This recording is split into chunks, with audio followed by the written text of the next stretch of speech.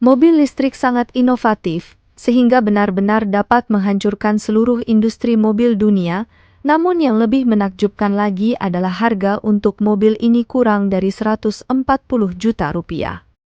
Tapi percayalah, ini bukan hanya mobil murah dari Cina, karena semua orang di industri otomotif sedang membicarakan mobil ini, dan mencoba memahami, bagaimana BYD bisa menjual mobil dengan harga serendah itu, apakah mereka bisa mendapat untung darinya. Tesla sekarang berada di bawah ancaman, karena mobilnya selalu berada di harga tertinggi.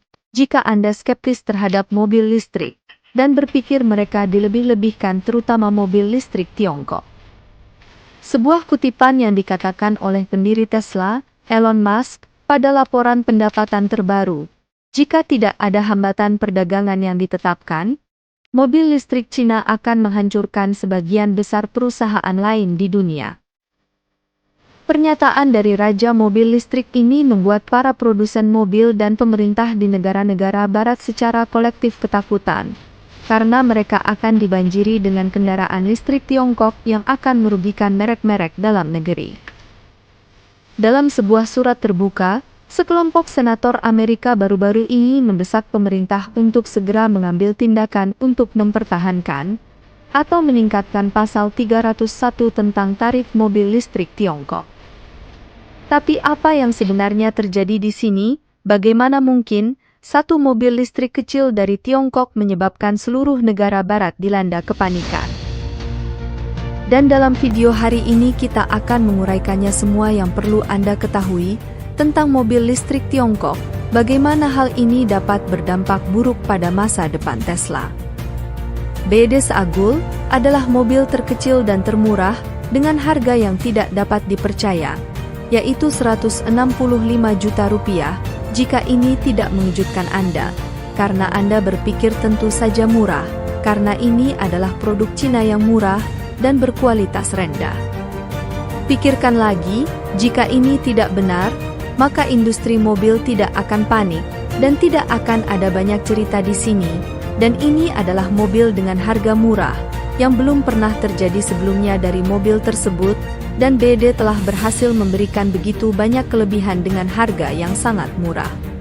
Di industri otomotif sedang hangat membicarakan mobil ini karena harganya sangat murah. Semua orang membicarakan mobil ini dengan serius karena ini adalah kendaraan yang cukup bagus. Mobil ini mengubah definisi murah karena tidak terkesan seperti mobil murahan sama sekali.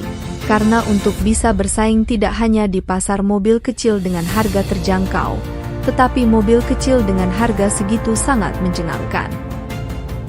Jelas ini adalah permainan mutlak untuk mobil listrik, terutama mobil listrik terjangkau yang telah lama menjadi kesenjangan pasar yang signifikan dalam industri mobil listrik, dan itulah sebabnya Tesla berada dalam masalah. Mobil listrik Tesla selalu menjadi salah satu yang termahal di pasaran, dengan model termurahnya, dengan harga awal lebih dari 7 miliar. Tesla telah menanggapi ancaman ini dengan mengembangkan mobil yang lebih murah, yang telah lama ditunggu-tunggu. Diperkirakan akan dirilis tahun 2025, dan diperkirakan masih berharga antara 412 juta rupiah dan 483 juta rupiah. Terlebih lagi di Amerika Serikat, saingan seperti General Motors telah menjual mobil listrik yang lebih murah kepada publik selama bertahun-tahun, terutama Chevy Bolt, yang dimulai dari sekitar 435 juta rupiah, namun bisa turun di bawah 322 juta rupiah, dengan kredit pajak federal, yang merupakan keuntungan besar bagi Anda di Amerika Serikat. Namun yang mengejutkan, bahkan mobil listrik ini masih 2 kali lebih mahal dari BYD Seagul. Kebenaran brutal bagi Tesla adalah bahwa ia harus menghadapi kenyataan pahit persaingan dengan Tiongkok, pasar kendaraan listrik terbesar di dunia saat ini. Sejauh ini Tesla secara perlahan sudah kalah dari pesaing dalam negeri. Pada akhir tahun lalu untuk pertama kalinya BYD melampaui Tesla dalam penjualan dunia. Kendaraan listrik baterai secara resmi menjadi kendaraan terlaris di dunia. Sebagai hasilnya BYD dengan cepat memperoleh pangsa pasar dunia. Sedangkan Tesla, perusahaan mobil listrik asal Amerika, pangsa pasarnya berada di bawah 20%, dan diperkirakan akan terus turun. Selain itu, perang harga yang sengit, Tiongkok Daratan telah memberikan tekanan lebih besar pada Tesla, karena tahun lalu, mereka memotong harga untuk sebagian besar modelnya, rata-rata sebesar 177%. Tesla merespons dengan melakukan pemotongan harga, dalam upaya untuk mempertahankan pangsa pasarnya. Tetapi kebenaran penting yang perlu diingat, adalah terus menggunakan perang harga untuk mempertahankan pangsa pasar, akan menjadi proposisi yang merugikan bagi Tesla. Tidak mungkin Tesla dapat membangun sebuah mobil yang lebih murah daripada BYD. Satu-satunya peluang Tesla adalah pada model 2 mendatang, yang harus menjadi produk yang benar-benar berbeda, dengan harga yang hampir 3 kali lipat dari harga BYD seagul. Tetapi mengingat perkembangan BYD yang pesat dan tak tertandingi, efisiensi ini akan menjadi hal yang sulit, dengan harga saham Tesla yang terus menurun sejak November 2021. Tetapi jika Anda masih berpikir mobil listrik Tiongkok dilebih-lebihkan, dan meragukan bahwa BYD dapat menimbulkan ancaman besar bagi Tesla dan lainnya. BYD memiliki 600.000 tenaga kerja termasuk 90.000 insinyur, 5 kali lebih banyak dari Tesla. Hal ini mencerminkan tren yang lebih luas tentang bagaimana Tiongkok telah sepenuhnya mendominasi industri kendaraan listrik dunia. Hanya dalam beberapa tahun, di seluruh dunia, merek kendaraan listrik Tiongkok kini mewakili sekitar setengah dari seluruh penjualan kendaraan listrik, karena para pembuat kendaraan listrik Tiongkok secara agresif berekspansi ke luar negeri. Tidak mengherankan jika dominasi baru ini dipelopori oleh BYD, dan tren ini tidak menunjukkan tanda-tanda melambat.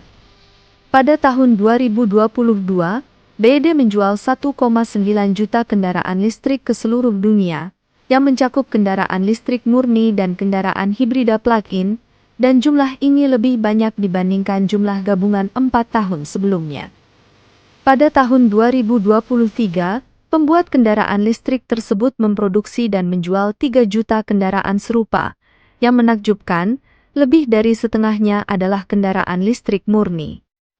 Meskipun Tiongkok baru-baru ini mengakhiri skema subsidi 11 tahun untuk mobil listrik, tetapi penjualan kendaraan listrik di dalam negeri terus memecahkan rekor, dan sekarang menyumbang 1 dari setiap 3 penjualan kendaraan listrik. Bagaimana Tiongkok mendominasi industri ini dengan begitu cepat? Hal ini disebabkan Tiongkok mempunyai strategi internasional yang mencari dominasi di pasar luar negeri, dengan produk kendaraan listrik yang terjangkau, dan yang tidak dapat dibuat oleh pabrikan barat. Keuntungan utamanya adalah harga yang terjangkau, yang tak tertanding, sambil tetap mempertahankan produk serupa atau bahkan dengan kualitas yang lebih baik. Dan jangan lupa, bahwa Tiongkok mengendalikan semua rantai pasokan impor, terutama baterai yang merupakan komponen paling penting dalam sebuah kendaraan listrik, dan menyumbang sekitar 40% dari harga sebuah kendaraan. Pada dasarnya tidak ada perusahaan pembuat mobil yang produknya mengandung baterai dapat memperoleh baterai tanpa bantuan Tiongkok. Dan jangan lupa Tiongkok mengendalikan semua rantai pasokan impor baterai, terutama baterai EV.